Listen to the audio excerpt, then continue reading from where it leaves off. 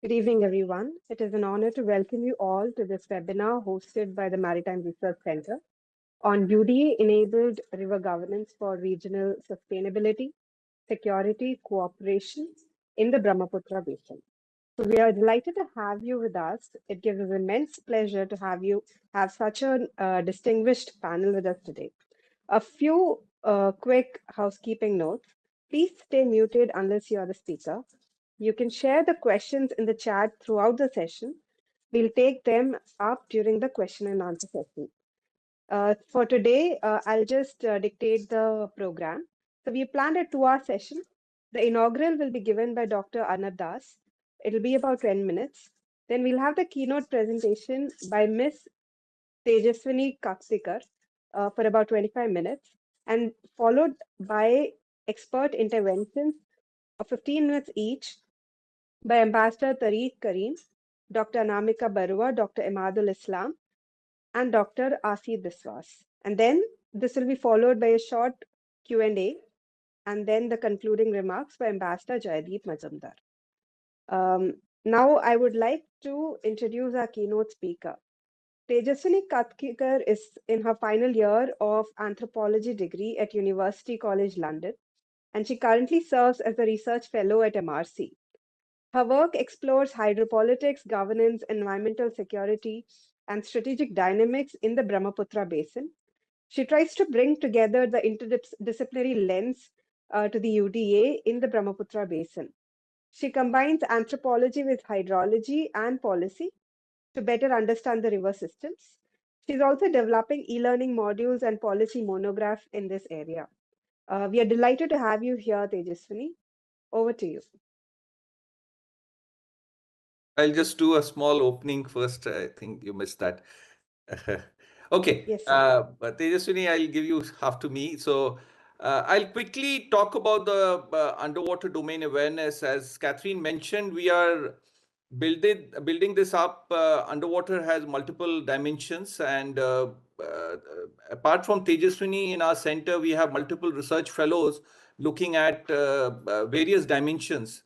Right from sediment management, fouling to fisheries and aquaculture, and various other digital analysis. So, and Tejaswini is trying to put together the whole policy aspect and how geopolitics and various aspects need to be put together. So I'll just quickly make a small presentation to share our thoughts on the UDA framework.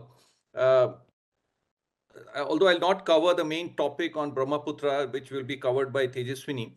So just to give you a perspective why UDA is important, I would like to make three major points. One is the importance of the underwater domain and why we need to look at aspects from the underwater side also. The second is the tropical characteristics, the unique tropical characteristics. I mean, we are in the tropical region, and we need to kind of take care the rich biodiversity and various tropical characteristics. I'll not go into the details of it. And if we want to really do good governance, understanding the local conditions are extremely important. And from the underwater perspective, I would also like to say that more than the surface, so much more is below the water. I don't want to put a number here, but looking at it from the underwater domain is extremely important. And how to also look at traditional knowledge, where science and technology can kind of enable the limitations of the traditional knowledge. And I would like to typically highlight three aspects. Sediment management, all the panelists are aware, but even for people who are not aware, the Brahmaputra, this is a very big issue. I mean, it loses almost 4,000 meters after it enters India. And the siltation or the sediment transport pattern is very, very unique. And unless we understand that and do some real study, it will be impossible to really manage the river in multiple ways, whether it is for transportation or various resource management, or even managing floods and erosion. The second aspect is the underwater radiated noise. Now there is a serious talk on, and not just talk, there is so much activities going on around the inland water transport. And the freshwater dolphin, I mean the hihu as we call it in the local language, is a very unique species. And as we all know, it is blind and it uses acoustic vision.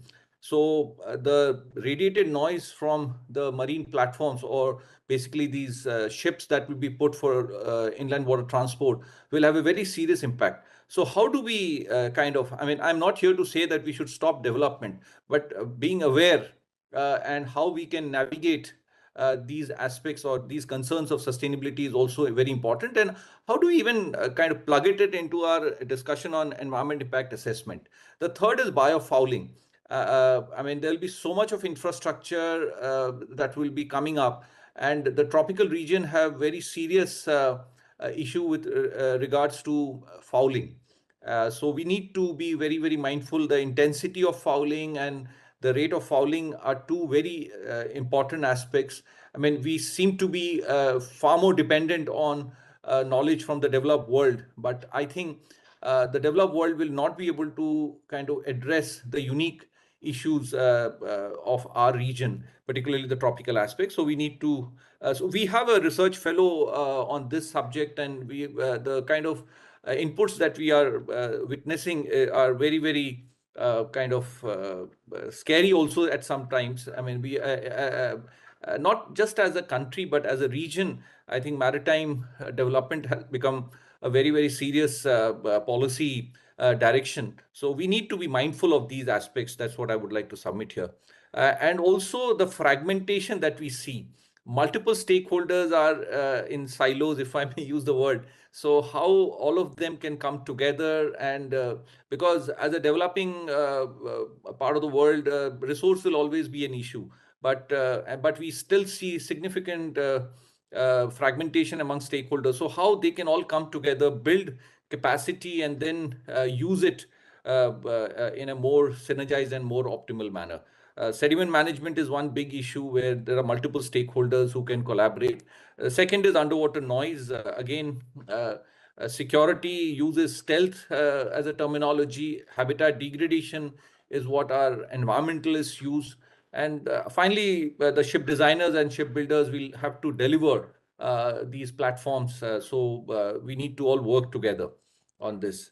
River dolphin, as I said, is very, very unique. It uses, we have done some studies. I was part of a study with Tokyo University and WWF, and we had some very unique findings of that study. So more activities will create massive degradation. So acoustic habitat degradation is another area which requires very serious study. Then, of course, the marine spatial planning or the digital transformation, we need to invest significantly, and this will be a significant governance tool which will give us very good visualization and will really help the policy intervention. This is the UDA framework that we have built. If you look at the four stakeholders, strategic security, blue economies, sustainability, climate change, and digital transformation, all of them need to come together and pool in resources and synergize effort so that we can deliver. And if you look at the vertical construct, I mean, a lot of sensing. So we have very little information what is below the surface. So a lot of effort is required, analysis, and then policy. And each of the smaller cubes could be, I mean, even we have academia that can get involved, and many of our students or young professionals can take up different aspects towards real world problem solving. So, I mean, the UDA framework, as you saw in the schematic before, provides policy intervention, technology intervention, and capacity and capability building. And what we represent in MRC, you can see liberal arts and science and technology working together to provide or to populate this UDA framework. And as Catherine also mentioned, she's working on certain e-learning modules also, so that it can be kind of provided to a large section of our young population. And not limited to India, but for the entire region. And for the digital transformation, I want to especially stress on this. The high end, I mean, we need three types of people. I mean, high end data analysts who will basically do the entire tech part of it, hardware, software, all aspects, computational infrastructure. But once that data comes in, we need domain specialists. So, I mean, domain knowledge will be very important, which will cover multidisciplinary people. And the third is the field deployment specialist. Now, we will need a section of people to go to the waterfront and provide us data, or either collecting sample or so. But this can be the local riverine community or the coastal community if it is deployed in the coastal waters. I mean, typically what we see in the name of development, the local indigenous population is kind of marginalized, or they are not mainstream. So this can be a good way where we can kind of bring them also in. And whatever we do, the strategic perspective should include people, economy, nature. So we are doing a lot of gap analysis and we call it a white paper now, which brings in the policy and technology intervention. But the gap analysis basically covers what kind of impact the communities will have, livelihood impact, then economy, and also nature. So we are creating a series of documents on that as well. So I think the way forward would be outreach, engage, sustain. I'll not spend too much time here. This webinar is also one of the effort to reach out to a larger section of experts and also kind of present what this UDA framework is all about. So, and this is, I mean, for in terms of implementation, we are looking at this 100 River Warriors initiative, where we can kind of get local participation and a cross section of people to participate in this very important aspect. So I think I'll stop here and hand it over to Tejaswini. So thank you, Mom, for the introduction, and thank you, sir, for conveying this discussion. And thank you, of course, for the opportunity to speak today. I'm Tejaswini Kaktikar, and I'm a research fellow at the Maritime Research Centre and a BSc Anthropology student at University College London. And today I want to begin by clarifying my intent with this presentation, particularly given the expertise in this room, that this is not an attempt to introduce a new conceptual vocabulary for the sake of novelty, nor is it a critique of existing hydrological or policy work on the Brahmaputra. On the contrary, I found that the river is one of the most extensively studied systems in South Asia and has a rich literature on things like flood and channel migration and infrastructure development. What I hope to do instead is isolate a persistent structural gap that appears repeatedly across scientific, policy, and diplomatic domains, that being that the most influential processes shaping risk and instability in the Brahmaputra basin occur below the waterline, while governance systems remain primarily oriented towards surface domain indicators. This observation has emerged consistently across my work at the Maritime Research Centre, and my argument today is that adapting the underwater domain awareness framework to this river system is not a conceptual leap, but a necessary correction to a long-standing imbalance between what we model, what we observe, and what we govern. So the Brahmaputra is governed as a surface river, but it is shaped below the surface. This is not meant rhetorically, but causally. Across the basin, governance frameworks prioritize variables like flood stages and discharge peaks and visibly damaged infrastructure. These are all institutionally legible, legally actionable, and politically salient. They are also the variables maybe most easily communicated to disaster authorities and to the public. And so, in that sense, surface indicators are not irrational choices, but understandable ones. But many of the outcomes that ultimately matter most, things like embankment collapse or riverbank erosion, navigation disruption, or fishery decline, are all driven by sediment routing, riverbed adjustment, and scour, all of which evolve beneath the flow. To draw on a study from Assam, post-event investigations of embankment failures frequently show that the immediate trigger is not overtopping, but progressive toe scour, and that scour develops incrementally over multiple monsoon cycles well before any visible distress appears at the surface. By the time the issue is detected through conventional monitoring, the causal process has already played out. This sort of distinction between surface signals and subsurface causality is not unique to the Brahmaputra, but the consequences are unusually severe in this basin. In rivers with maybe lower sediment loads or more stable channels, surface indicators are often adequate proxies for risk. where stage discharge relationships hold reasonably well and channels adjust slowly and infrastructure lifetimes are longer. The Brahmaputra, however, behaves differently. It is a system where bed mobility and not discharge alone govern stability, and channel capacity can change within seasons, and sediment pulses move faster than our institutions. When our governance frameworks rely solely on surface indicators in a system like this, they are not just incomplete, but structurally misaligned to how the river actually behaves. And this is why many interventions appear to fail suddenly, when in reality they've been failing slowly and out of sight. This sort of governance process gap has always existed, but four contemporary pressures have made it all the more consequential.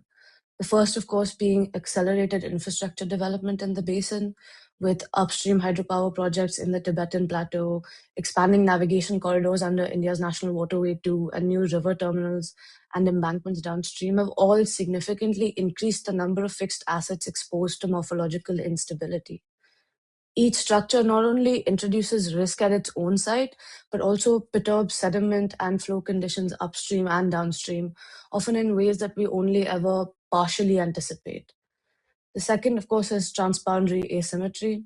The Brahmaputra, as we know, is shared by China, India, and Bangladesh, but access to data, particularly relating to things like sediment retention or reservoir operation or riverbed response, remains uneven even today. This asymmetry amplifies uncertainty, even in the absence of malicious intent, so to speak. The third, of course, is climate volatility, with recent basin scale studies documenting increasing variability in monsoon intensity and sequencing, alongside glacial and cryospheric changes in the upper basin. What I think is important here is not just more floods, but also less predictable coupling between discharge, sediment mobilization, and channel response. The fourth, and this is of course particularly important in this basin, that sediment regimes in the Brahmaputra are highly mobile and poorly monitored. Take, for example, reach-scale geomorphological studies around Majuli Island, for example, have documented rapid braid bar migration, delayed planform response to discharge peaks. And all of these processes are extensively modeled in the literature, but rarely ever observed in real time. And as a result, our governance decisions are often made using representations of the river that are technically quite sophisticated, but temporally out of date. This sort of brings us to then a structural mismatch at the heart of river governance. On one side are the domains that governance manages relatively well: flood stages and extents, embankments, navigation channels, dams, and barrages. These are all visible, measurable, and institutionally tractable. But on the other side are then the processes that are driving risk: sediment regimes, rapid channel adjustments, scour and deposition, and underwater habitats. Take, for example, in the middle reaches of the basin around Assam, where embankments have been repeatedly raised and strengthened and extended over the last 2 decades. But at the same time, erosion rates along certain reaches have accelerated rather than declined. The studies show that this is not because embankments are universally ineffective, but because their interaction with sediment dynamics is poorly observed. In several cases, embankments constrained lateral channel movement and increased flow concentration and accelerated bed scour. These changes were not visible in flood stage data, but they fundamentally altered near bank hydraulics. This creates then sort of a problem. If the investments intended to reduce risk appear to increase it, not because the intervention is irrational, but then because the underlying process is not being monitored correctly. It is a fundamental structural limitation of surface-oriented governance, which is why I then described the Brahmaputra River as an invisible river. Not because it's unknown, but because some of its most influential components remain weakly observed. The river is sediment dominated. Its beds migrate continuously. Its underwater ecological structure, including things like deep pools and spawning grounds, play a central role in fisheries and biodiversity. Yet these components are observed intermittently, modeled extensively, and rarely ever monitored in real time. This creates a paradox of sorts. We have high confidence in long-term averages, but low confidence in the near-term system state. Fisheries here provide a useful illustration where declines in fish stocks are often attributed primarily to overfishing or pollution. However, both ecological studies and community narratives have indicated that habitat loss due to sediment infilling of deep pools is also a major driver. Without this subsurface visibility, however, our management response focuses on regulating catches solely rather than also restoring habitat structure. This invisibility of the underwater domain thus sort of shapes both diagnosis and policy choice, and our blindness, for the lack of a better word, has predictable consequences for governance. Surface-focused governance systems tend to share three similar characteristics. First, that they detect failure after subsurface change has already occurred. Second, that they respond to damage rather than precursors. And the third being that they reinforce reactive intervention cycles. This pattern is visible not only in flood management, but also in navigation planning and infrastructure maintenance, where dredging and repair are often triggered by crisis rather than trend. I think it's very important to stress that this reactive pattern is not just a matter of poor planning. River governance institutions are typically designed around event-based triggers, a flood threshold or a breach or a declared disaster, and budgets and legal authority and political attention are all activated by visible events. Subsurface change, however, does not trigger these mechanisms. There's no institutional equivalent of an early warning system for progressive scour or sedimentary organization. And so, as a result, even when the technical expertise exists, it struggles to translate into action because the governance system is not designed to respond to slow, invisible change. The underlying issue here is then temporal, where subsurface processes are evolving continuously, but governance is reacting episodically. This sort of temporal mismatch then explains why flood management, for example, remains largely post hoc despite decades of investment. And in transboundary rivers, particularly like the Brahmaputra, this mismatch also becomes a diplomatic problem. Transboundary rivers fail where change is visible, but not entirely verifiable. Downstream impacts like floods or erosion or altered sediment loads are experienced directly, while upstream processes remain opaque. Critically, like sediment dynamics and channel morphology and infrastructure condition all remain largely unshared across borders today. And what this means in practice is that uncertainty itself becomes politicized, that in that vacuum, worst case assumptions fill the gap, and concerns about upstream dams become securitized not only because of scale, but also because independent verification is weak. This is then less a failure of diplomacy rather than a failure of evidence. And this is where the underwater domain awareness framework becomes analytically useful.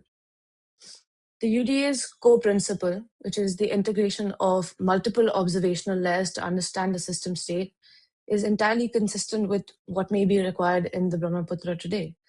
Applied to river systems, the UDA involves systematically incorporating subsurface variables like bathymetry and sediment flux and scour patterns and acoustic ecological indicators into existing monitoring and decision frameworks. It's important to note that this is not about importing surveillance logic, but about addressing a documented observational imbalance. We already model sediment and morphology extensively. The UDA strengthens the empirical basis of those models and connects them more directly to governance. Then the implications of this sort of shift are practical. The first, of course, being that things like early detection of scour at foundations allows for targeted reinforcement before failure, particularly for things like bridges and embankments in braided reaches.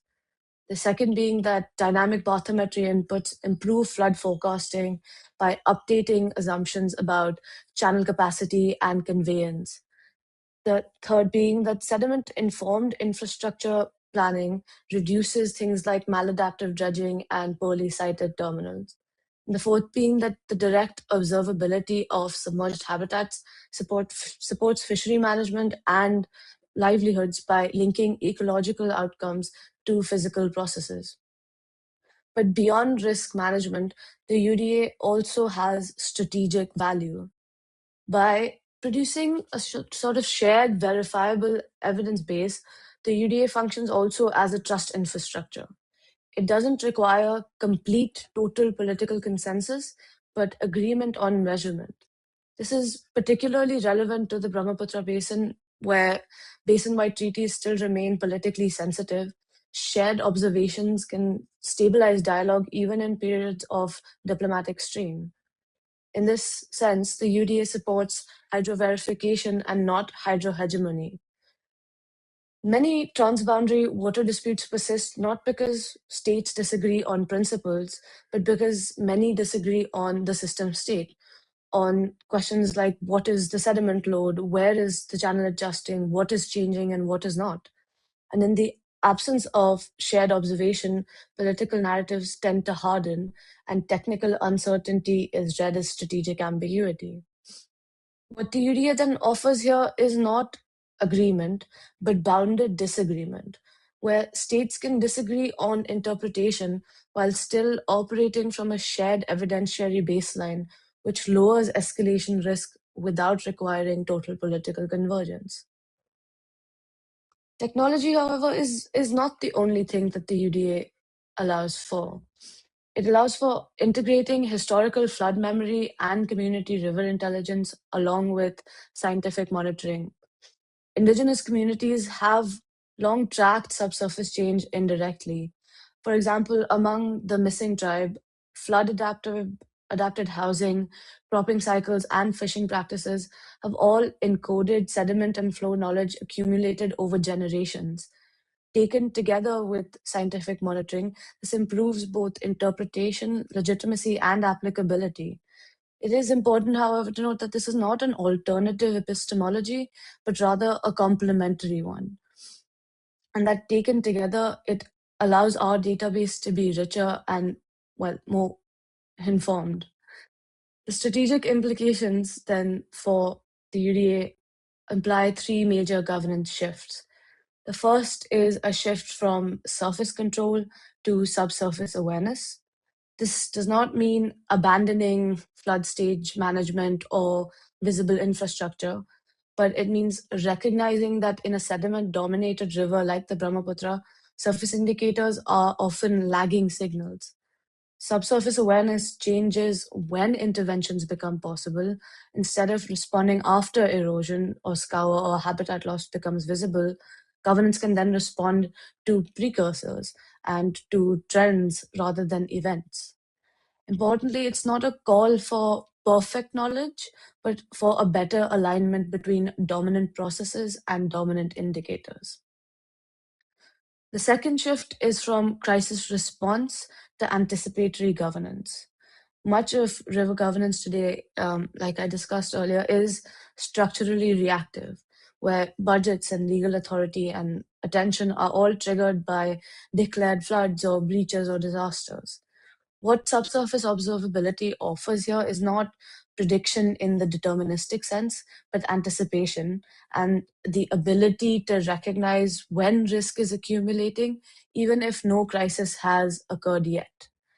This is a subtle but important distinction that anticipatory governance does not eliminate uncertainty entirely, but it manages it earlier and allows us and governance frameworks to manage it earlier. The third shift is from hydrohegemony to hydroverification. In transboundary contexts, power asymmetries are real and persistent. What often escalates tension, however, is not power itself, but unverifiable change. That hydroverification doesn't resolve political disagreement, but it changes the informational environment in which disagreement occurs. That shared comparable observation allows for states to contest interpretations without contesting facts. At this point, I think it's also important to note that the application of the UDA doesn't come without its concerns. One concern, of course, is feasibility and whether continuous and systematic subsurface monitoring is realistic in a river as dynamic as the Brahmaputra. The answer, I would say to that, is that this framework doesn't depend on an entire continuous basin-wide coverage, but on strategic observation at selected nodes, especially in this river, that are calibrated to governance needs rather than total scientific completeness. Another concern is, of course, institutional overload and whether already stretched river agencies can absorb additional data streams.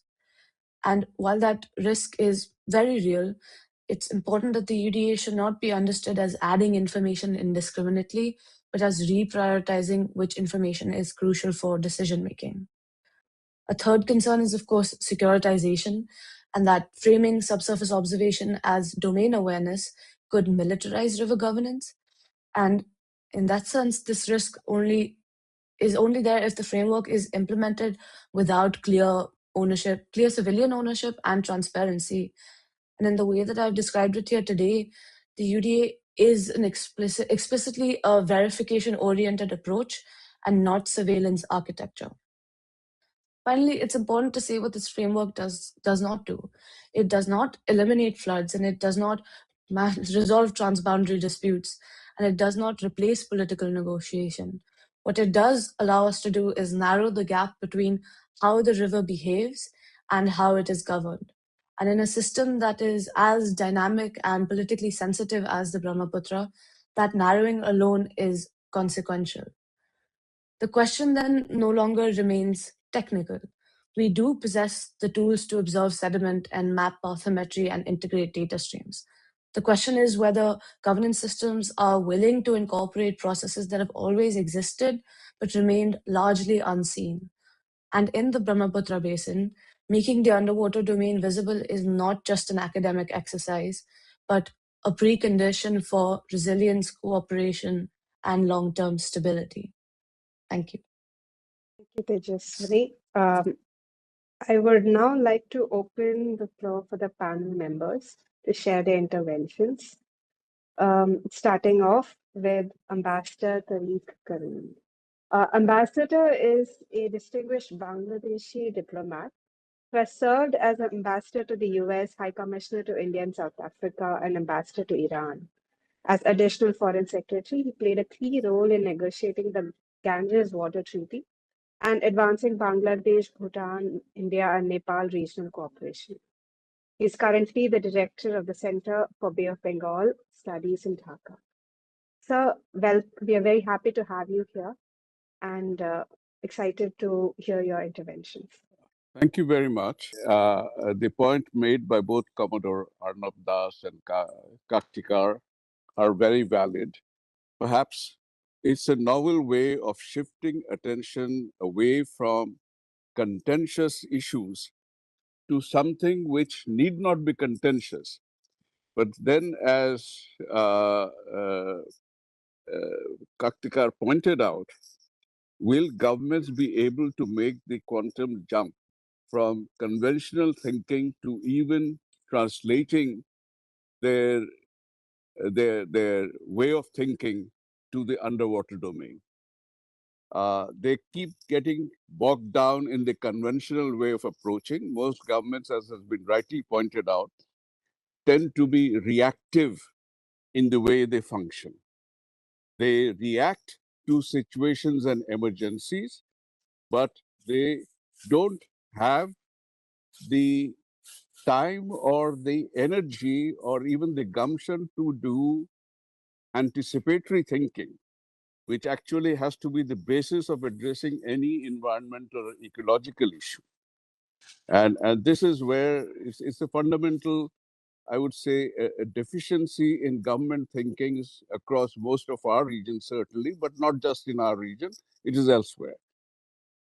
Now, unfortunately, in my practice and career, I have increasingly and with some despair noticed how diplomacy becomes foreign policy becomes a function of domestic political policies and politics, and how they spill across borders, and even where sanity and wisdom dictate that we should be cooperating, the turbulence within intrudes into the space where we can possibly get together and arrive at some point.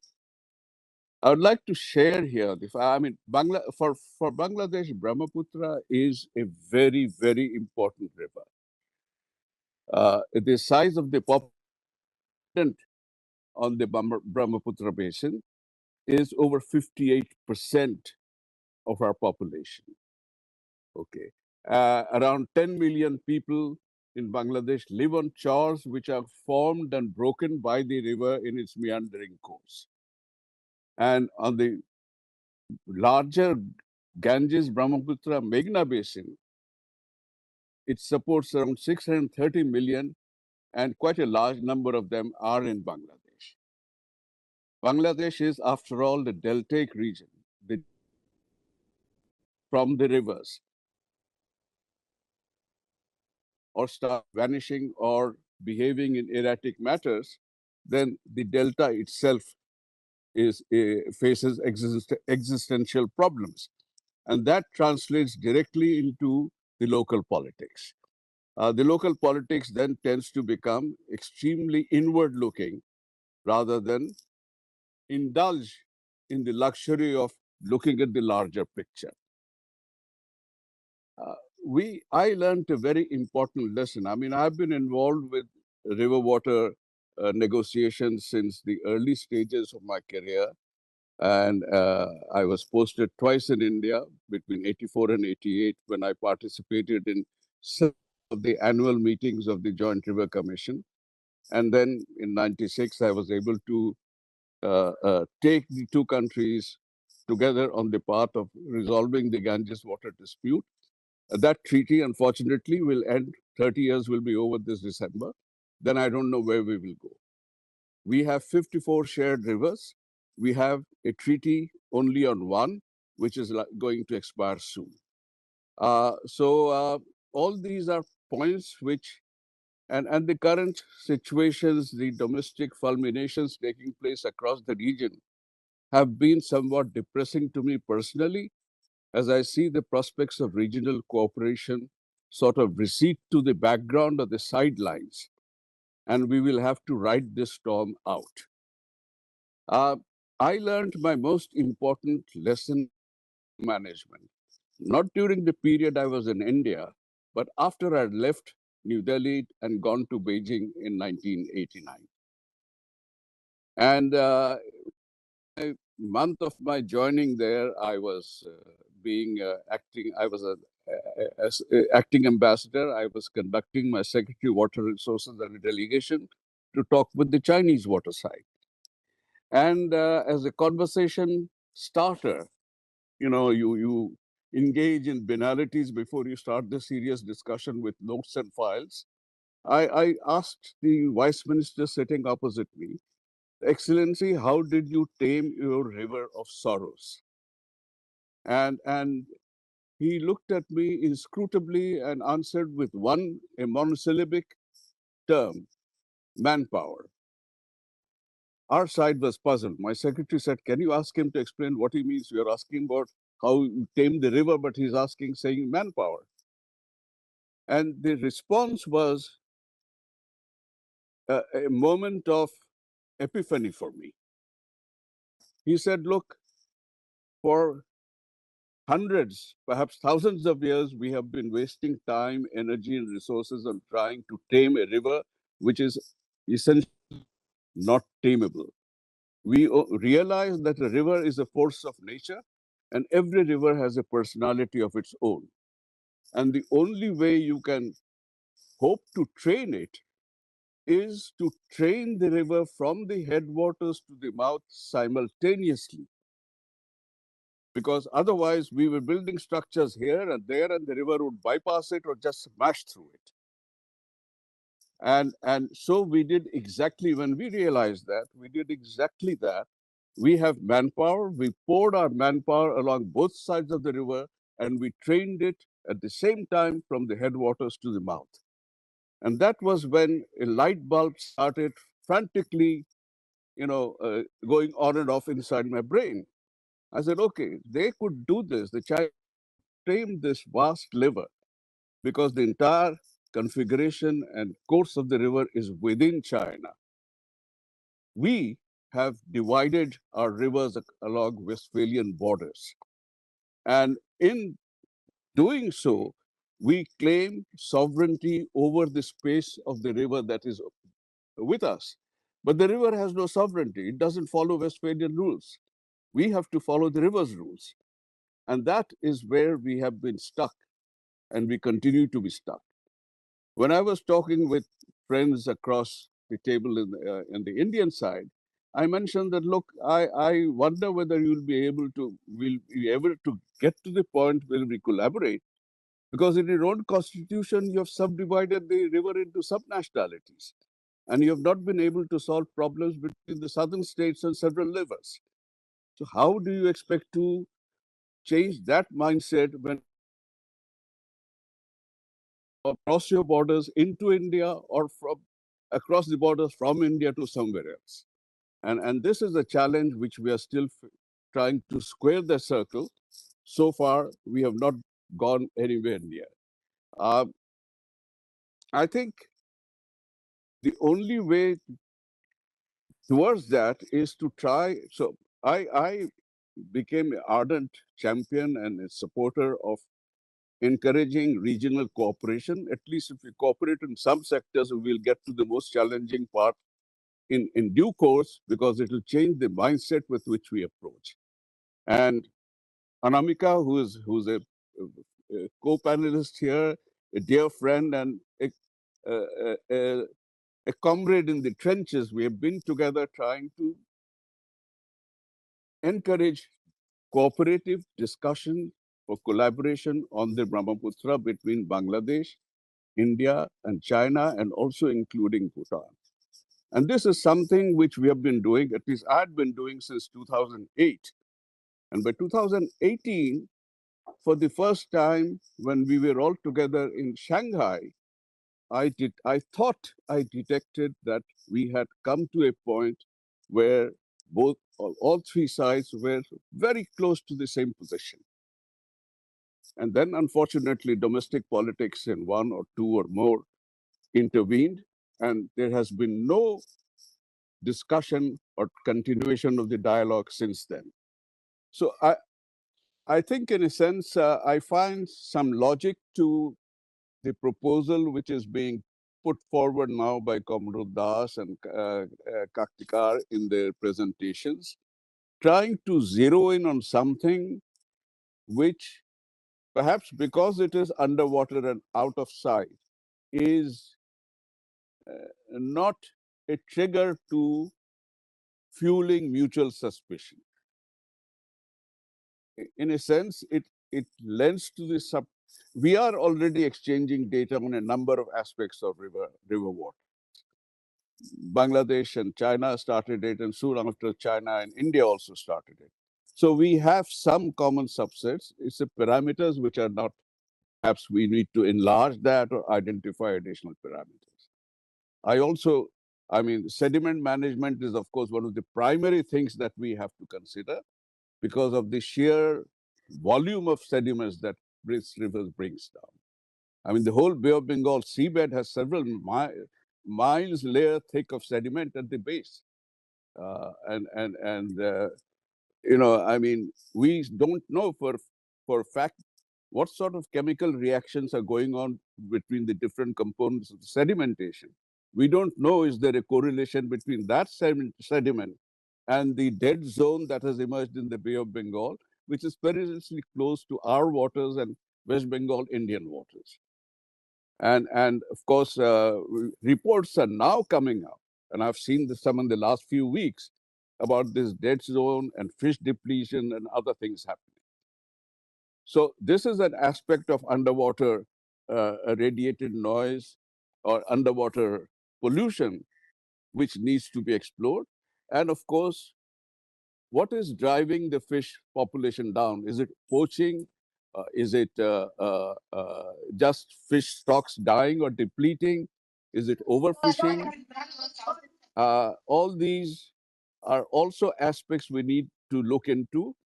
Bangladesh has not been able to explore beyond 10% of its maritime domain, simply because we are not geared to that, and our fishermen are more comfortable fishing in the shallow waters. They've still not ventured out. But the reports coming out say the fish stock in the deeper edges are also dwindling.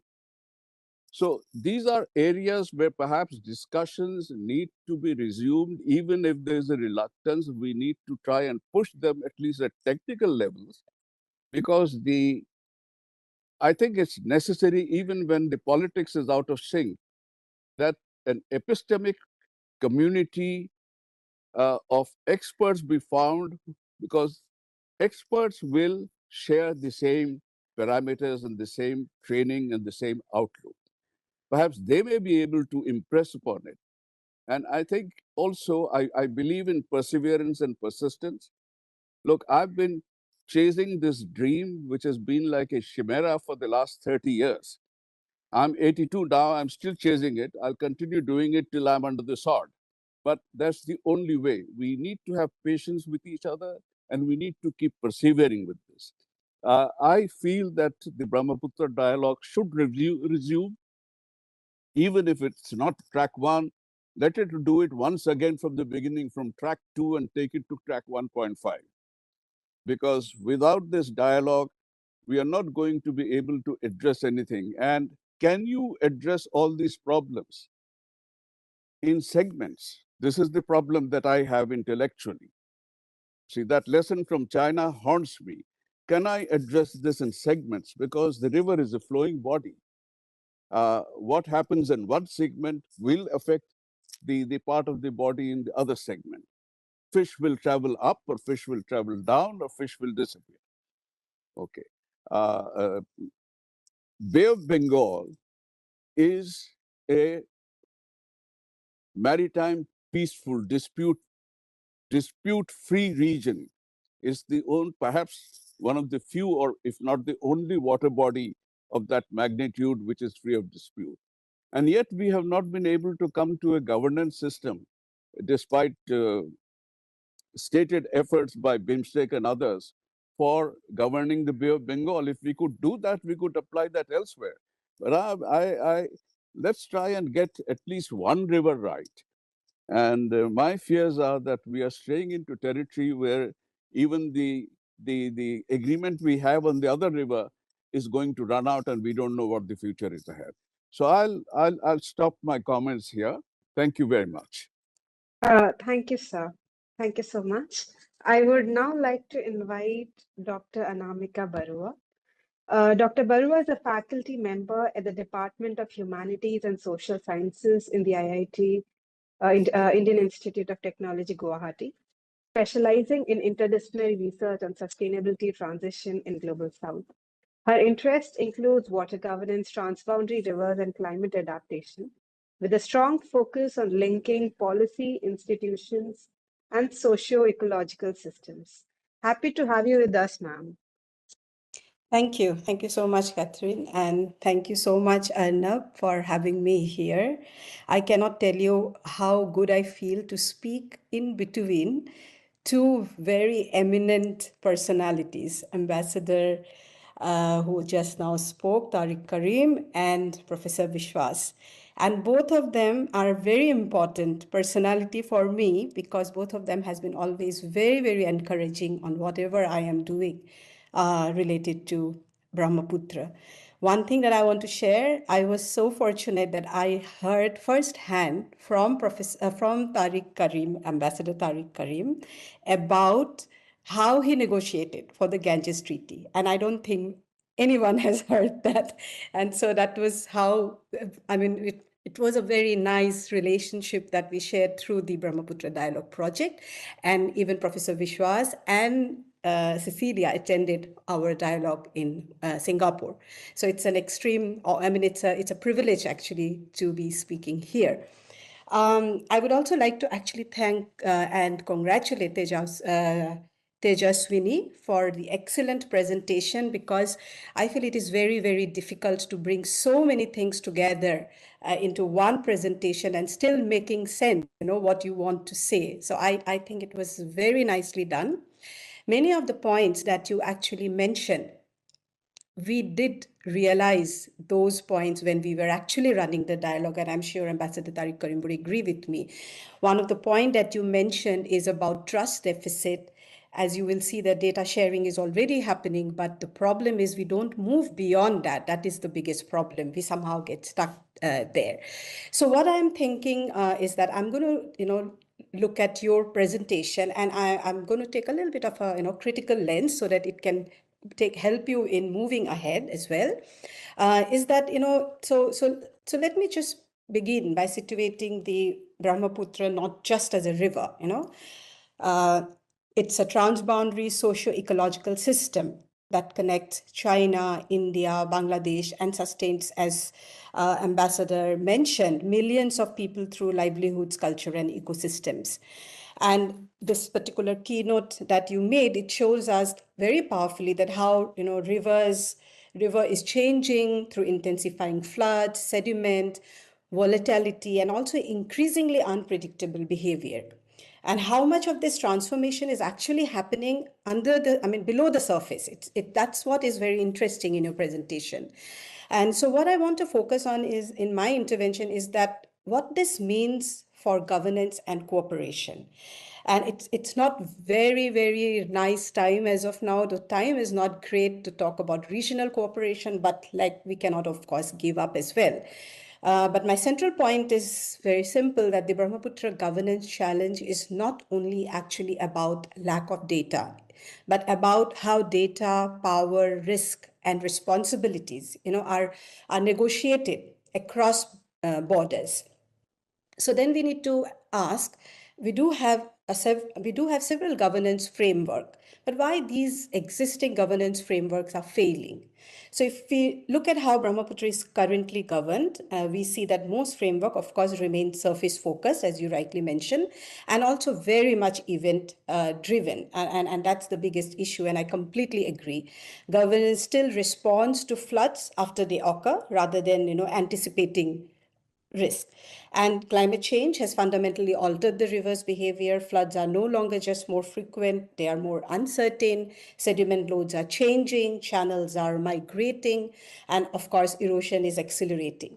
And these changes, it's not only just producing economic damage, and I think that's something is so important for us to, bring out, is that it is also generating a lot of non-economic losses and damage, irrespective of in which part of the country you are talking about.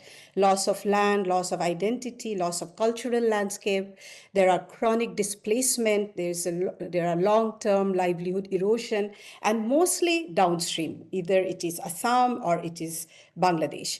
And yet governance mechanisms still, unfortunately, prioritize infrastructure, flow regulation, hydrological data, while risk, vulnerability, life loss kind of remain marginal.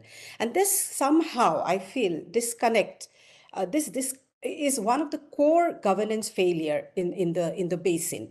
So I do see that UDA is an opportunity, but I'll also say that, but it's not like a silver bullet, This is where actually UDA or underwater domain awareness becomes definitely important.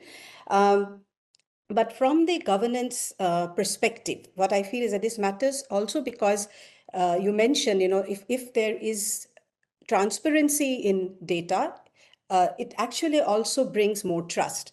So technical uncertainty is often used as a political justification as well for delay or inaction. So I do see that UDA has the potential to shift cooperation actually from a reactive crisis management to anticipatory governance. And also, as Ambassador mentioned, it is not so visible. It really helps.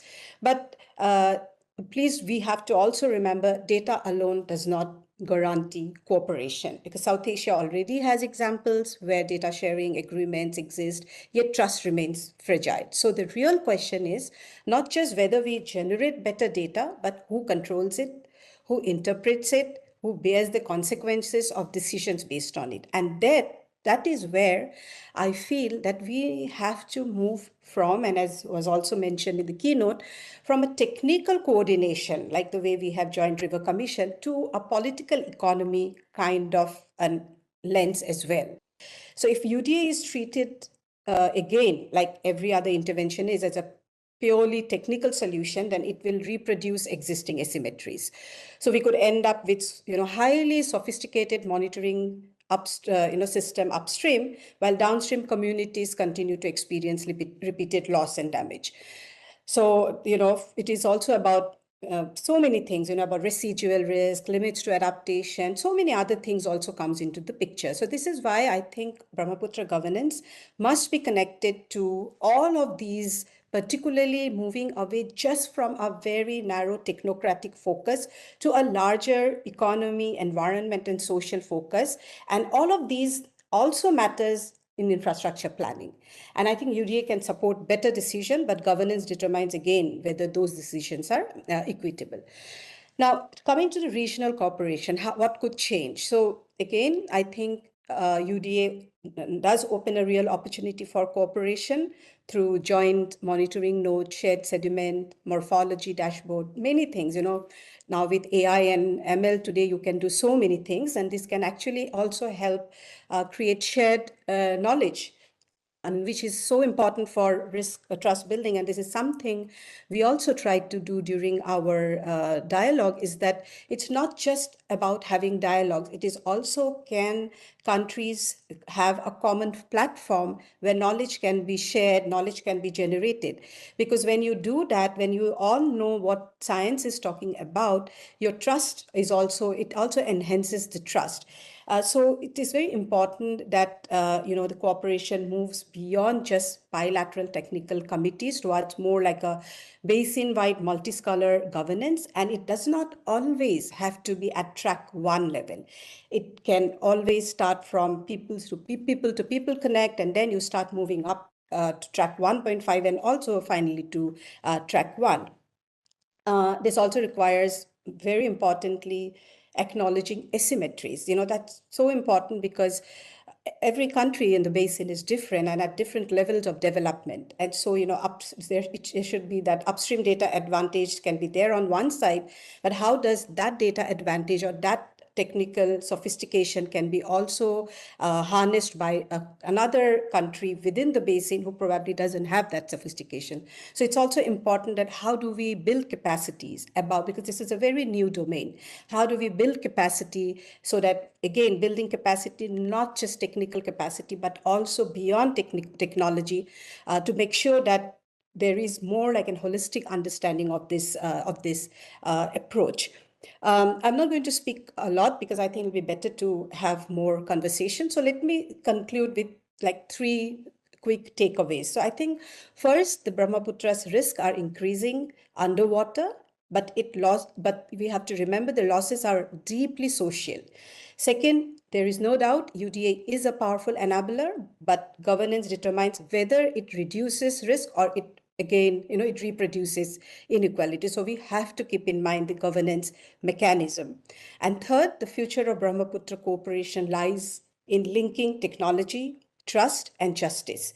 And so rather than treating them as separate domains, let's see if we can bring technology, trust, and justice together into one domain. If done well, UDA can help refrain the river from a site of recurring crisis to a platform for cooperative, anticipatory, and also equitable river governance. So my last line is that in the Brahmaputra basin, the challenge is, that's what I feel, is no longer whether we can see the river better, but whether we are willing to govern what we see together has always, I think, a big challenge. So I'm going to end here and over to you, Catherine. Thank you. Thank you so much, ma'am. Thank you for your insights. I would now like to invite Dr. Imadul Islam. Dr. Imadul is a senior researcher at the Ocean Policy Research Institute, Sasakawa Peace Foundation, Tokyo. He's also serving as an advisor special envoy to the chairman, Royal University, Dhaka, Bangladesh. His work focuses on climate resilience, ocean policy, and coastal sustainability in the Bay of Bengal and Indo-Pacific region. Happy to have you with us, sir. Okay, thank you so much. Actually, I'm very novice in this field, and it's my responsibility here just to listen. All of three listened in here, Professor Bishash and Anamika Boro and Ambassador Karim. So, uh, but I have some comments in that important discussions, because from my life experience, what I have faced and my community faced, because I live in the Tor area in the Brahmaputra. My father is a farmer, and I saw that how this Brahmaputra actually changing this flow system and everything. So, as already mentioned, the data vulnerability of these areas, I found that it's always in our mind. Maybe the upstream countries, they will change their mind, and our problem could be solved. In my beginning of life, I heard that some problem like Tista, Farakka Barrage, Tista Treaty, and Ganges Treaty, and many things. And we are very, very much hopeful on this perspective that might be the problem has been changed, because the problem is very, very crucial. Even it's a riverian country, but in our academic discussions, academic course curriculum, never and ever add this subject as a matters for teaching and learning. So from the very beginning and the very structural point, we avoid this issue very systematically. So we always thinking that river is a natural things, and river will give us the many things to us only, but we haven't any local ground or any responsibility to protect it. So in this world, new world order, when before like that in 19th century and also the late of the 20th century, we found that our relations in the neighbor countries is always very, very good. But even in the last regime of Bangladesh government, it's about to make another treaty, in the Tista Treaty. It's about to success. But when what's happening, even the national government is agreed to do it, but the local government and the state government disagree in several perspectives. So the thing is mindset of the political and policymakers in this region. Since it's transboundary river, and the responsibility and the decision is not only the one country. Here is the two biggest country in the upstream, like China, India, and also the Bangladesh. And all of these local and regional leaders, they should understand the reality, what's going to happen in the next 20 years of this vast majority of those who are dependent on the Brahmaputra river. And not only Brahmaputra river, it's also aligned with our new politics that is happening in the regional. So, um, so my first comment again with our keynote speaker, she already tried to explain the everything. But I do like the one items that other Anamika and Ambassador Karim also mentioned, that not to act as a crisis response. We should actually try to do something anticipatory governance. So that is the important. And how you'll do it, that's the questions. In that regard, I also agree with my previous panelist, both of them, that track to diplomacy is very crucial. Since those item is very crucial uh, to our current days, but due to some other reason, other global paradigm, we are just talking about now like a tariff and many other things. So never thinking that is in my last observation of 1 years after the Trump government arrived, I never saw that any of the major political leaders, they are talking about the water and the transboundary these issues very loudly. Even nowadays, due to the global paradigm and others shifting very quickly, water and water issues is neglected and very profoundly. So as a think tank organization from the Japan base is like Ocean Policy Research Institute. We always believe that ocean is the mother of life. We also, in our South Asia context, we believe water is not only life. We call the Ganga is a mother. So, so it's our responsibility to protect this. And how can we protect in the broader paradigm? So, scientific research, including the UDA framework and many other things, and also the policy dialogue is very crucial. And also give the priorities and crystallize the wisdom. The people are expert like Mr. Bishash and Ambassador Karim, to use them to bridge between the three countries and people-to-people contact. So in the current diplomacy, not only the current diplomacy, in the diplomatic international relations is totally determined, even um, in this world order, is totally person-to-person contact. That is directly or indirectly we witnessed. So I think that we should utilize in the policy dialogue to lead some of think tank and philanthropic institutions and to capitalize the knowledge and their network, like Mr. Bishers and Anamika Borua and Ambassador Karim, that they are working in the long time in these transboundary river problem solutions to utilize their wisdom. As I know that Mr. Bisher is a champion on this matter, and he received another Nobel things that in the call in the water is Stockholm Water Prize, and he also, as I know that he solved the Gulf state river problem in the early 1980s. Maybe he will also mention, but we should incorporate his ideas to solve these things in our region that is a combination of the huge 3 billion population almost in here. So, um, so our work that I'm advocating in this perspective, in this some of the ideas and some of thinking that from the ground, the community voice in the policy level. So, Mr. Arnav Das joined in our one initiative in Bangladesh very recently in the last week. We call the Northeast Indian Ocean Dialogue.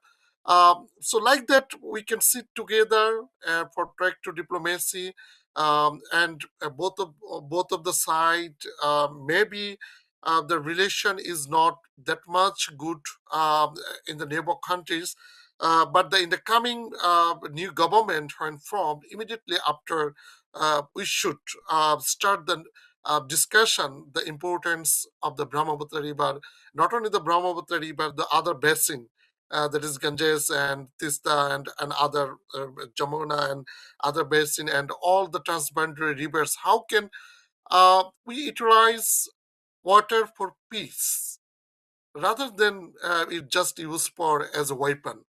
So that is happening. That is happening in the last of experience, and it's come from upstream countries, and they are now building a dam with the name of the different things we know. Rather than acting in that way, so to consider the humanitarian aspect and the well-being of this vast community. As the witness of a Brahmaputra river that I live, I grew up. There's a river with last in my age than when I am in the village almost 20 years, and I am the witness of the suffering. Nobody taking care of this suffering in this capitalized world, and it is largely ignored. In that realm, I strongly believe that the research is a key to make sense the policymaker in this artificial intelligence age, and to use the personal contact and the wisdom that we have our senior scholar that like Professor Bishas and Ambassador Karim and the think tank the Maritime Research Center doing, and also from the Japan we can also lead in that realm. um, Again, I would like to stop in here. I'm very much novice researcher in that paradigm, but finally, I would like to say the one information in here. Uh, our behavior is also important. How do we behave? And that is relevant to the very ground, to the top level, because we are not aware about our problem. You know that the plastic pollution is a very crucial thing. So out of 10 most plastic polluted rivers that contributing in the plastic pollution, 3 in the Asia, and one is the Ganges and Brahmaputra. So in that ground, uh, my recommendation is to do the advocacy with the government, to promote the environmental education, and to incorporate the importance of the river and river conservations and the management at the very early stage. Then we can make some change. And that is the national level, and regional level is the policy dialogue, and to utilize the resources for the some common agreement to solve this issue for peace, and water uses as a peace as a noble manner. So thank you so much. This is my comment, and I'm happy to hear the rest of discussions. Thank you so much, sir. Thank you. Finally, I'm delighted to invite Dr. Asit K. Biswas. Dr. Biswas is one of the world's leading water policy experts, a Stockholm Water Prize laureate, distinguished visiting professor at the University of Glasgow, and chief executive of the Third World Centre for Water Management. He's known for emphasizing better governance and management over the idea of physical water scarcity. Happy to have you with us, sir. Let me first thank you, Dr. Das, to put together such distinguished group of people to discuss one of the complex problems in the world. I'd like to share with you a few of my views, more of the macro policy level. First, I think the water profession, as one of the speakers mentioned, not many major politicians are speaking about water. Why? I'll tell you one anecdote. One of my early mentors was Mrs. Gandhi, Indira Gandhi. And whenever I used to be in Delhi, she used to invite me and we used to talk. And I remember one conversation in 1975. She looked at me like an elder sister and said, Asit, when I listen to you, I get the impression the sun and the moon and all the planets revolve around water. I have to tell you, I am the Prime Minister of India. I have absolutely no interest in water. Okay? I was horrified. I said, Indraji, how is it possible? Blah, blah. Without water, human being cannot live. We can't produce food. All these things. She said, if you want to discuss water as it is, I'll be happy to ask my secretary to make an appointment with the water minister or the chairman of the Central Water Commission. And when they know that I am interested, they will give you the red carpet and you will talk to your heart's content about water. But please, when you discuss, don't bring the water into discussion. So I said, I don't want to talk to the water minister. I want to talk to you. She said, if you want to talk to me, think as a prime minister what I'm interested in. And she said, I'm interested in India's economic development. How do I increase employment in the country? How do I improve the quality of life and the standard of living of the Indian people? So if you want to discuss water, try to frame it in a way so that water becomes an engine for regional development, employment generation, and improving standard of living. And since then, I basically gave up. If you now talk about water efficiency, etc., I'm not that interested. I know it is important, but I want to discuss how water improves. And when you frame it that way, the politicians listen. Okay? So one of the things I've been suggesting is the water professionals need to change our mindset. The keynote lecture said reimagining Brahmaputra. I'll say reimagine water management. And the objective should be not an efficient water management or distribution, but how water can act as a catalyst for improving the lifestyle of all Indians, create employment, and improve the economic development of the country. So that is the first thing. Second item I'd like to share with you is both India and Bangladesh is now, both of them have, I'm sorry to say this, terrible water management practices, absolutely terrible, which should have been jettisoned at least a century ago. Okay? Because of poor management, a country like India already has water scarcity in most parts of the world. That is even before climate change became a major factor. Now it is even worse. And then, if we look at the economic plans in India, by 2047, under Viksit Bharat, India's GDP is supposed to increase 10 times what it is today. Okay? Where if you increase 10 times, there's going to be a lot of industrial development. India's population is increasing, food is necessary, electricity is necessary, and no electricity can be produced without water. So if we can't handle even water with a 4 trillion economy at present, how can you handle 40 trillion economy if it is possible in 21 years? It doesn't make sense. So we have to look at how we change water management completely. I like the keynote lecturers reimagining. So I'm now helping Niti Aayog to reimagine India's water management. Otherwise, there is no hope.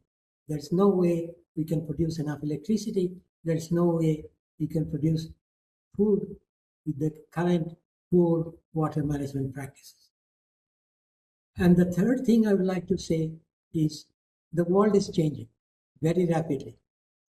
The rules of transboundary rivers are now being thrown out of the window. Only 3 weeks ago, President Trump told Mexican president that unless you release so many million cubic meters of water from the Colorado River, we will increase the tariff to 25%. Okay? This is not negotiations. And as the Canadian Prime Minister said last week in Davos, it's become the world's rule-based economy is collapsing. So we have to think about how we can manage water in a transboundary setting under new conditions, which may last I don't know how many years, but it will last for some time. So it's no point saying that we should follow the international rules of transboundary river management because the strong are not going to listen to it. They do whatever they want, and the weak will have to follow. Now, next point I'd like to make is Brahmaputra is now probably only untapped river in China, India, and Bangladesh. It's got untapped water resources. It's the only river which has so much water available, which are not being used for a variety of reasons. So how do we make Brahmaputra river of economic benefit to the country? And when we say economic benefit, It means environmental benefit, social benefit, all types of benefits together. How do we do that? And that is what one of the main problems we were facing in transboundary water management. Emadul mentioned, and Ambassador Tarek mentioned, the Ganga Treaty is over this year, okay? Why is no one in India or Bangladesh or China or Pakistan doing any research anywhere how to design a living treaty? Okay, India was a very different country 30 years ago when the Ganga Water Treaty was signed. Bangladesh was a very different country 30 years ago. And we followed the same treaty for 30 years. It should have been adjusted depending on the need, how the needs change. Indus Water Treaty, I've been saying for a long time, has been obsolete. It's been hindering development in India and Pakistan. But until some crisis occurs, there was no attempt to revise the treaty or no attempt by any scholar to see how the Indus Water Treaty or any treaty could be written which should have a clause somewhere that it has to be revised continually, every 5 years, 10 years, etc.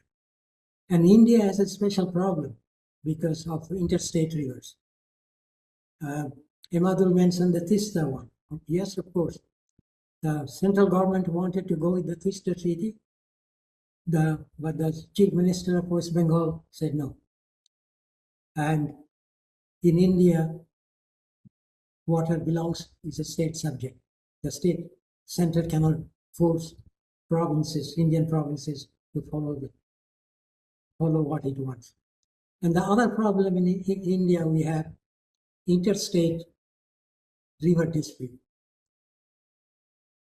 I have said it quite clearly now that Interstate River Dispute Act was written in 1956. Okay, 1956. We are now in 2026. It has never been changed, and it is not surprisingly has been completely obsolete for a very long time.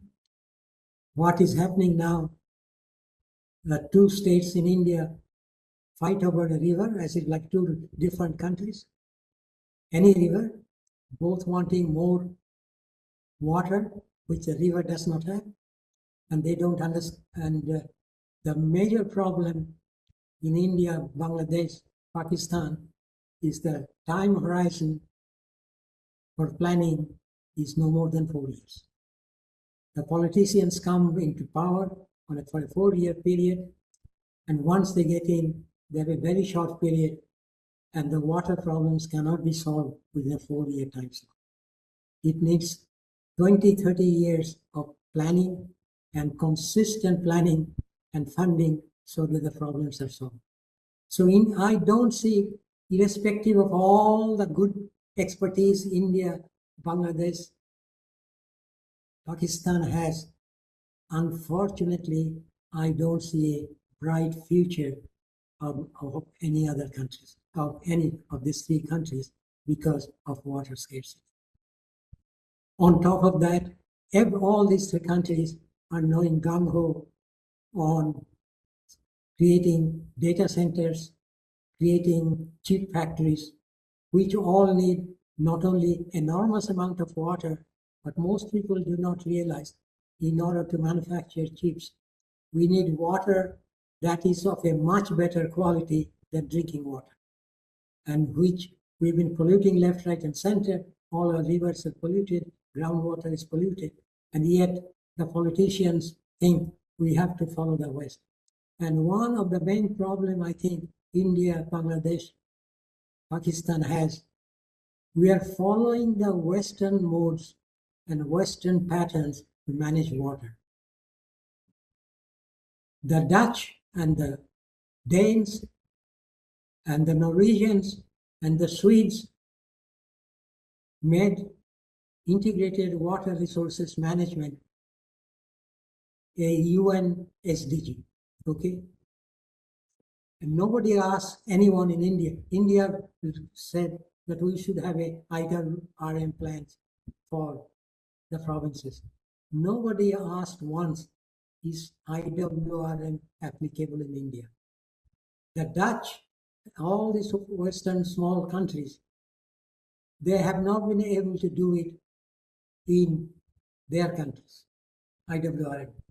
But they're pushing IWRM because it creates job for their consultants. They sell equipment, they sell education, and create a clientele in India, Bangladesh, Pakistan, who say IWRM is the nirvana. So what we have to do in India is to decide what is appropriate for us. In 2000, China decided that Chinese solutions, including water, must follow Chinese characteristics, okay? And they spent enormous amount of money doing research to find solution with Chinese characteristics. So they came out with, they call the river chief system. It will not work in India unless we manage it. It is the most disintegrated water resources management you can think of. Each river chief, who is the political chief of the province or the town or the municipality, is responsible for only that small part of river. He or she doesn't care what happens upstream or downstream. And you are evaluated. If you are mayor of Shanghai, the party's disciplinary committee evaluates how you kept your portion of water safe. If you can't keep it safe, you're out, you're history. Okay? So the river chief system has completely revolutionized China's water management. They have completely eliminated the class 4, class 5 water completely. Class 3 water, which is medium pollution, they're about to finish it off in the next 5-year plan. And they're making remarkable progress by developing their own solutions, which works under their own conditions, under their political and climatic conditions. And India has to do the same. Look at India's national water policy. And I know, Anamika, you were part of the last revision of this, which never went through. From 1980 on, the national water policy says we should have river basin organization from last 40 years. How many river basin organizations have been created in India? 0. Are one of them are they being discussed? No. Just because the West thinks this is the way to go, we have followed the Western tradition. And the West does not have the Indian monsoon conditions. So the question is, how do we start water management, not only in Brahmaputra, but other parts of the world, other parts of India, under Indian monsoon conditions, when all the rain falls in 4 to 5 months, and the rest of the year we don't have anything. In London, in England, every month we have rainfall. Delhi has more rainfall than London, but the highest soil moisture in London is lower than the lowest soil moisture. No, highest soil moisture in Delhi is lower than the lowest soil moisture in UK. So we have to start thinking about how do we develop our water management to fit our Indian conditions. And we talked a lot about the data in Brahmaputra. I'm sorry. You are not going to get any data because much of the data in Brahmaputra is not with the Indian Ministry of Water Resources, the Ministry of Defense. Okay? Water flow, many of these are Ministry of Defense. Same goes in China, The People's Liberation Army, because of the sensitivity, they have all the data. In the Ministry of Water Resources, China do not have access to the data. Neither has the Ministry of Water Resources in India. Okay, so it will be very difficult to get data. We can talk about saying data compatibility, but the fact is, by Indian regulations, data on transboundary rivers are state secrets. So they are not going to put it so that everybody has access to it. So those are the real problems. Instead of saying data is a problem, in fact, these days data are not a problem. Someone mentioned about looking at what is happening in the different parts of the Brahmaputra basin. Well, at least India and China, they have their own remote sensing, the satellites. They can get good picture of what is happening in Brahmaputra basin in China, and Chinese can do the same. And in Bangladesh, I don't know about the satellite system, but if they don't have that, you have access to NASA and all those photographs, or you can get and see what is actually happening, and you can't hide it anymore. So we need to start thinking about real issues, real problems. And the other thing, we talk about collaboration. It is not easy. It's not easy because when the Chinese said they're going to build a major hydropower dam in the Brahmaputra bend, many major Indian media said they will, that becomes a weapon. Well, the fact is only 16% of Brahmaputra water comes from China. Even by a miracle, Chinese managed to store all that water. It won't make any difference to India because it is the other 84%. And no country can hold all the water. So instead of saying what other people are going wrong, we need to think about what we need to do in the Brahmaputra basin. India is very late to develop Brahmaputra river and its tributaries. Very late. China has gone gung-ho. I've been advising the Chinese government since 1980, when Deng Xiaoping asked me to come and review the south to north water transfer scheme. I've been advising them since then continuously. And believe me, one of the major advantages is long-term planning. They don't have to worry about 4-year election cycle. And all the water minister, vice minister, etc., they're all technocrats. They have been technocrats. They know what are the problems, they know what are the solutions, and they are the brightest some of the brightest you can find. So once they made the plan in 1980 on the water transfer, they spent around at least $100 billion, and the funding was coming regular. There's no problem. So we need some way to do that.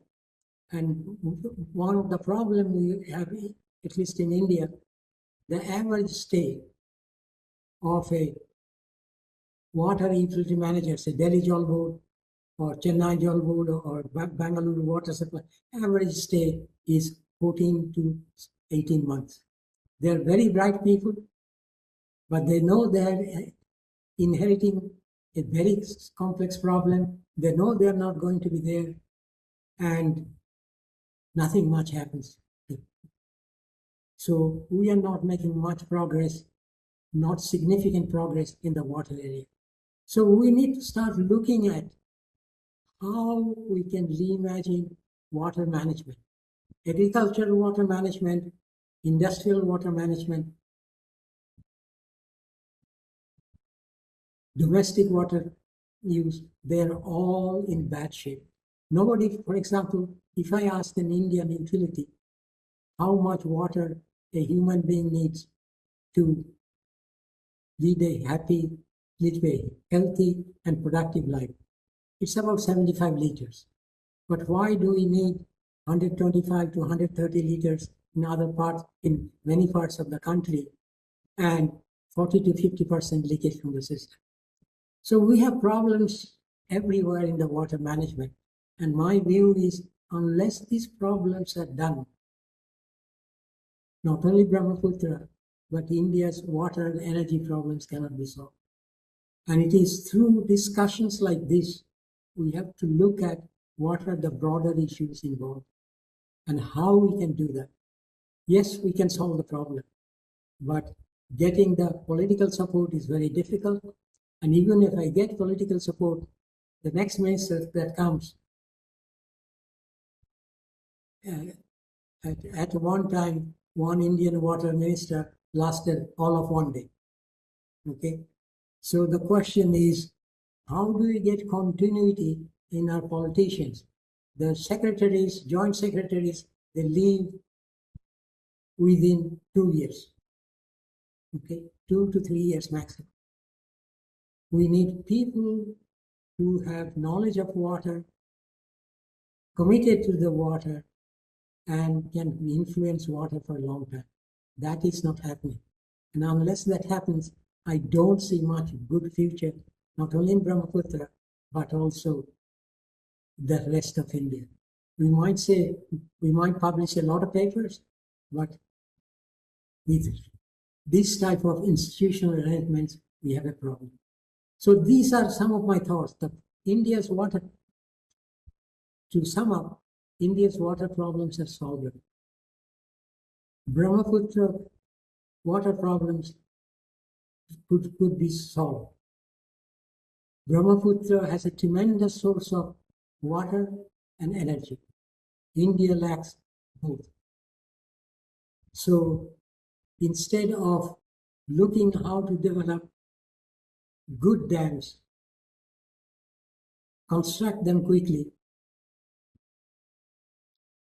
we are, at least from what I see in India, all the water infrastructure constructions are being delayed.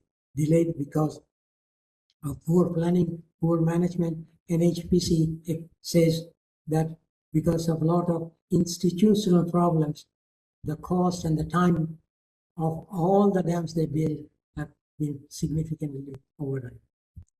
And yet, we are not using, in India, as far as I know, no one is using, no water department, no water ministry, the state or the federal level, central level is using digitalization, sensors, artificial intelligence, and big data analytics to construct dams. I've been advising China. The last visit I made was 4 months ago. They invited me to attend the opening of the world's largest dam at 314 meters high, the highest dam, which they constructed in 6 years, okay, by using extensively artificial intelligence and digitalization. India has that expertise, but we are still using old way of doing things, and there is, my view is, status quo mostly wins over major revolutionary approaches. So unless we do this type of developments, which India has the expertise, change some of the institutional arrangements, I'm afraid India's water future does not look very bright. And that is my personal opinion. I've shared it with the current Prime Minister. He knows what I think. I've been asked to help Niti Aayog. Let us see to what extent the institutions will allow us to make some change, major radical changes in water management. I'm not very optimistic that it will happen or happen very quickly. So let us see what happens. So that finally, I think you mentioned, Dr. Das, you are planning a meeting on Brahmaputra in Hayai Indian International Center in Delhi. I'd strongly encourage you to do that and invite all the top brasses from Delhi.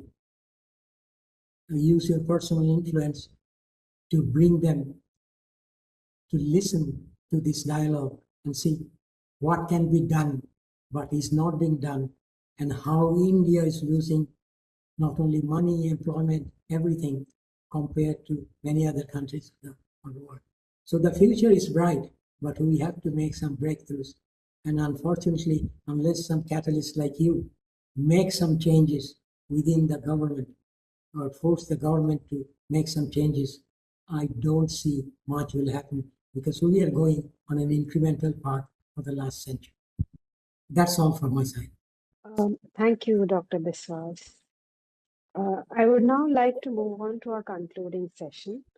For our concluding remarks, we are honored to have Ambassador Jaideep Majumdar, former Secretary East in India's Ministry of External Affairs. With an extensive diplomatic career across Asia, Europe, and the United Nations system. Glad to have you with us, sir. Thank you very much. I'm very happy to be here, delighted to be in the company of such experts in diverse fields and very eminent persons. Thank you, Dr. Das, for getting us all together. It has been a good learning experience for me.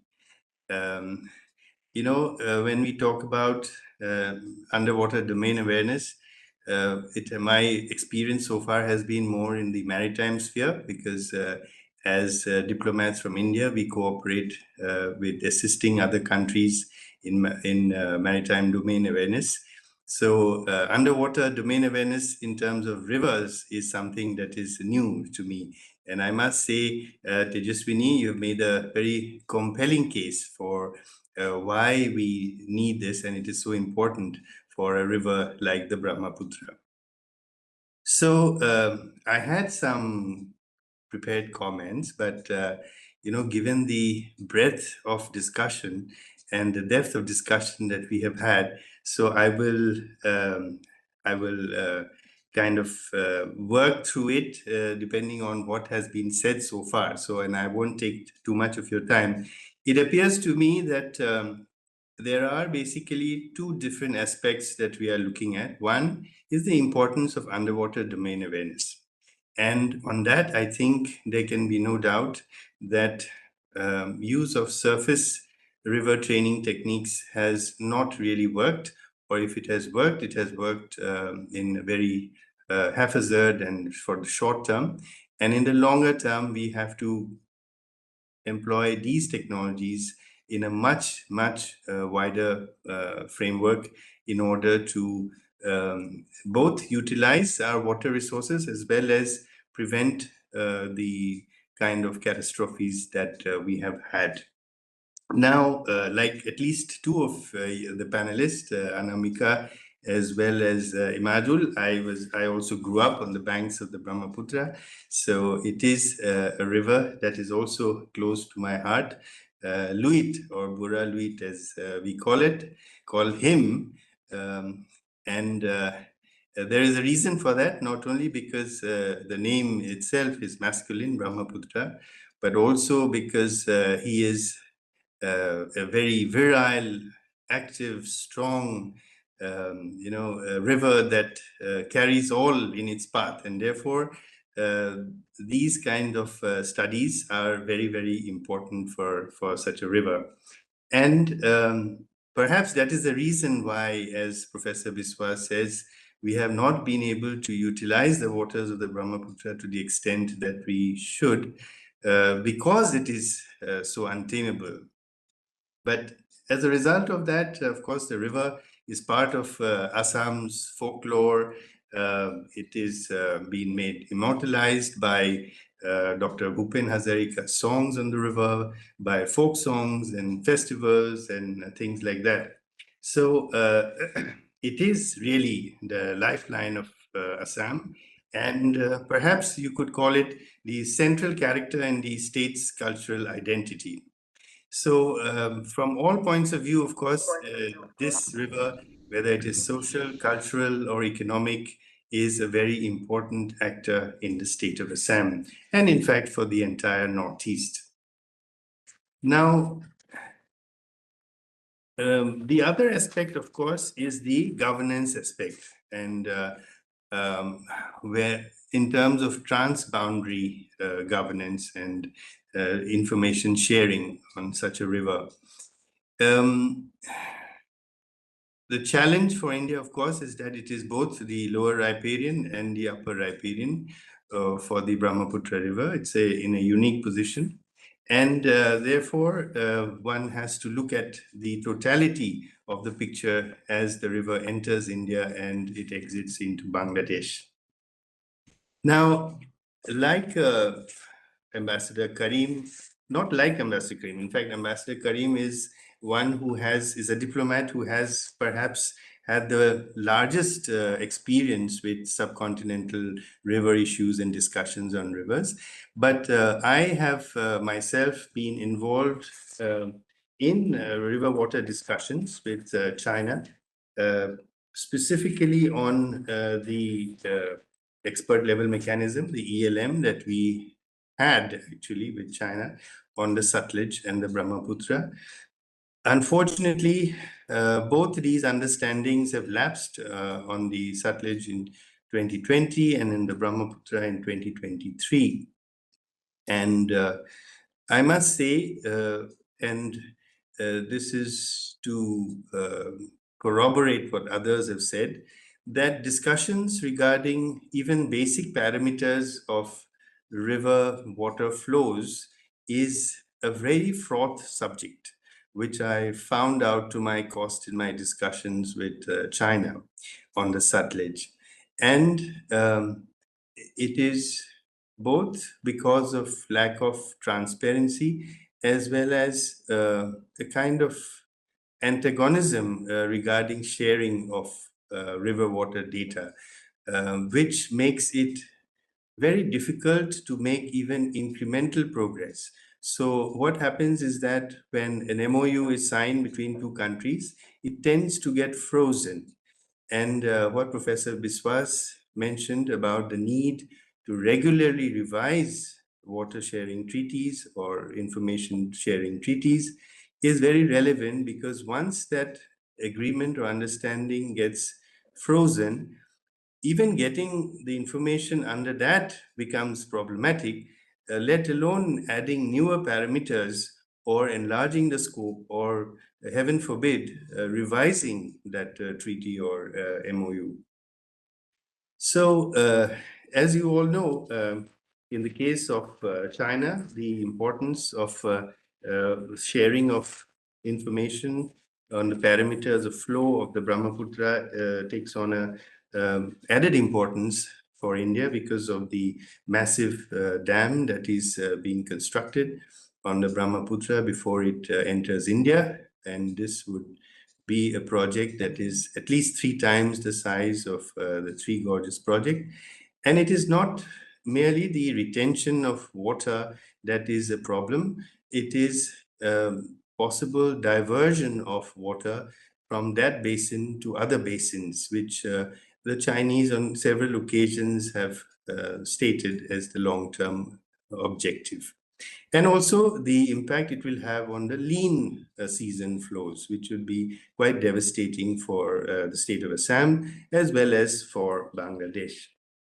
So unfortunately, we have had no exchange of information on this subject, even on the parameters of flow of Brahmaputra waters. The last meeting was held in New Delhi in 2023. And since then, of course, relations have been testy between the two countries. And with the chances of, with the prospects of improvement in relations, there have been discussions on revival of those mechanisms, of all mechanisms, in fact, that have been in abeyance or have not or have expired. So we hope, and this is quite critical for us, and therefore we hope we are in talks with the Chinese on reviving that mechanism of river water talks.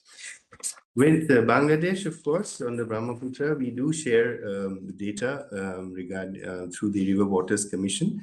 But I think not only on the Brahmaputra, but also other rivers which flow from Assam into Bangladesh, or from India into Bangladesh, it would be very important, not only in the case of, say, Bangladesh, but also in the case of Nepal, to share, data, underwater domain awareness, because often what happens is local issues become highly politicized, and it is only if information sharing, not only information sharing, but also a common understanding of the parameters or of the information and the data that is being mapped, especially underwater data, will help to mitigate some of these tensions, which often take on a very virulently political character. So that is one aspect that I thought I would flag.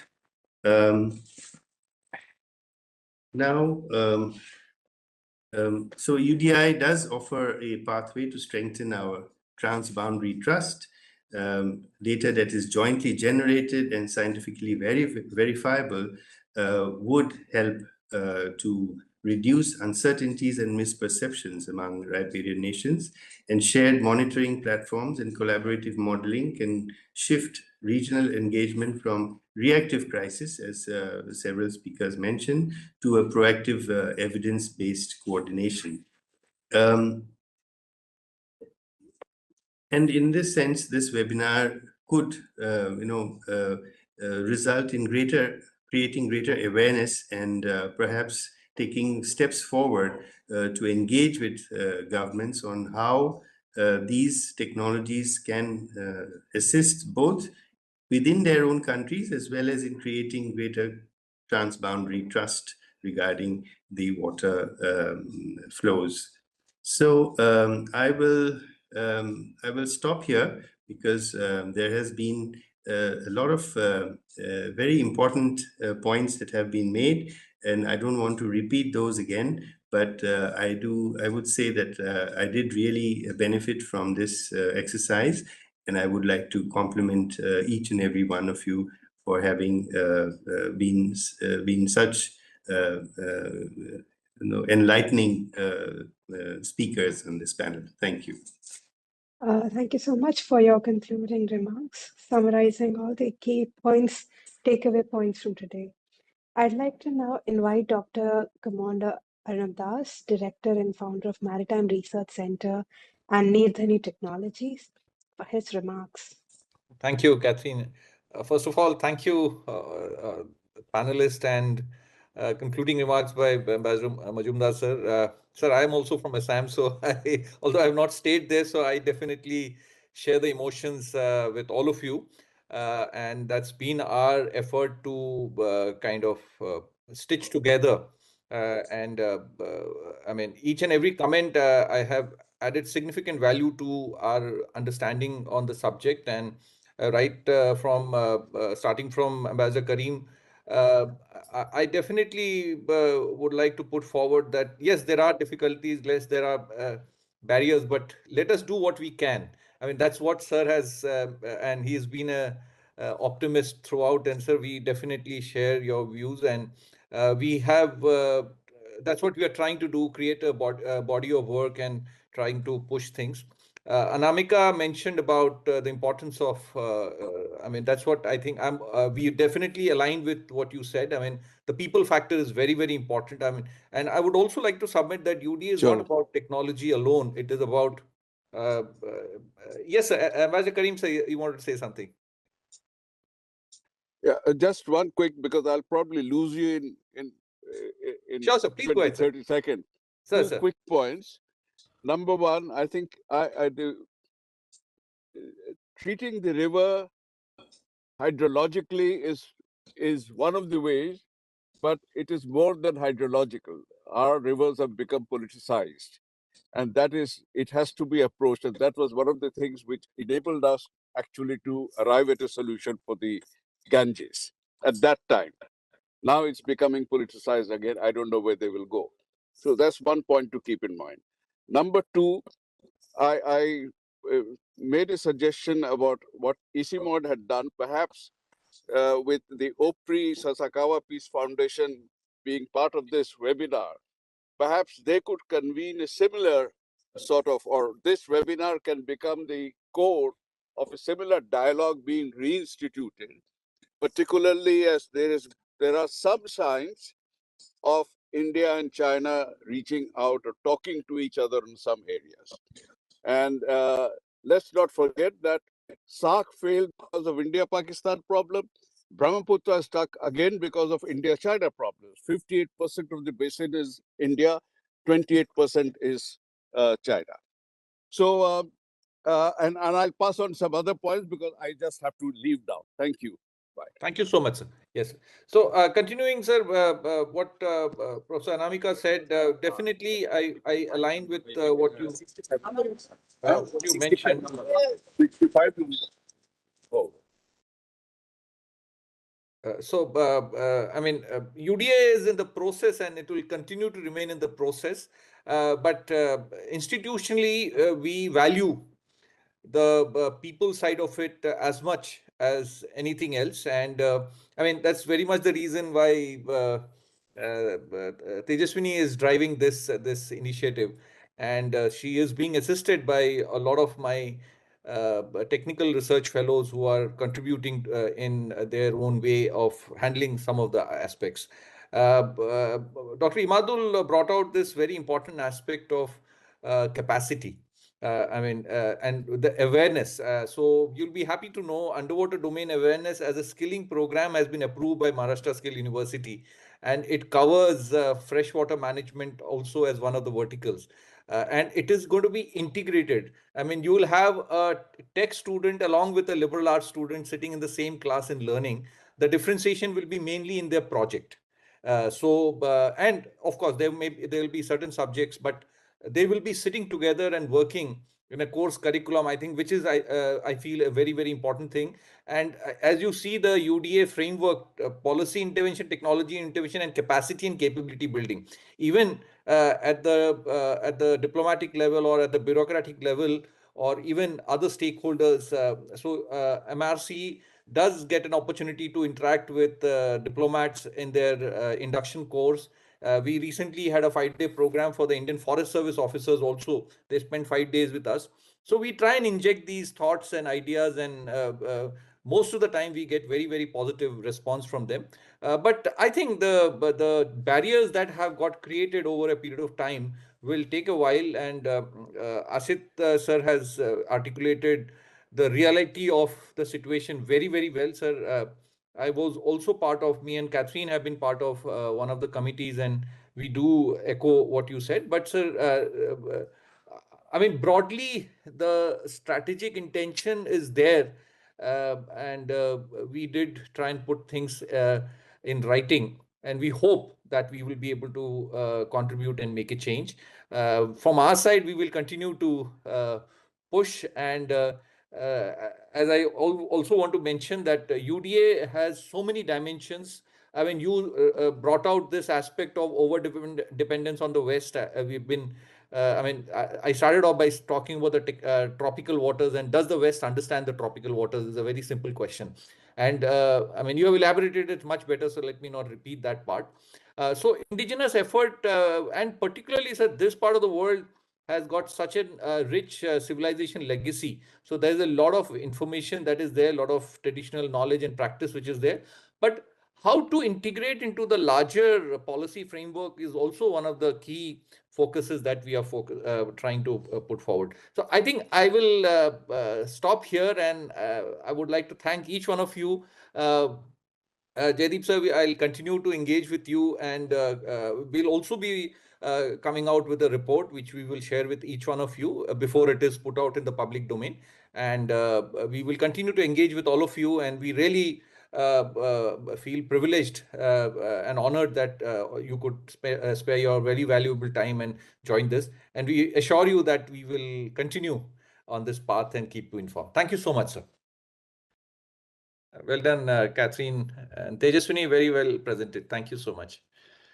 Shreya, Ayush, everybody at the back end, you did a great job. Thank you. Thank you very much, sir. We'll close it for now.